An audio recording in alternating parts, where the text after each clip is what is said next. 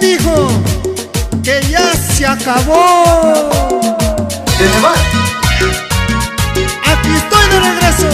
Francis, el fabuloso de Latinoamérica. Hermanos y hermanas, muy buenas noches.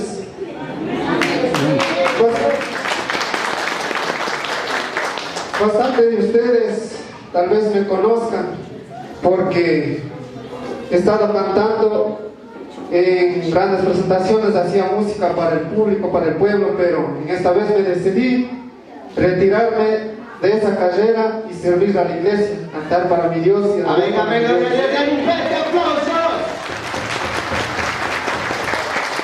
Gracias, le agradezco de corazón, le agradezco primeramente a mi Dios por haber traído a la iglesia, por haber traído para alabar a Dios, y en segundo lugar le agradezco a mi esposa. Hoy estoy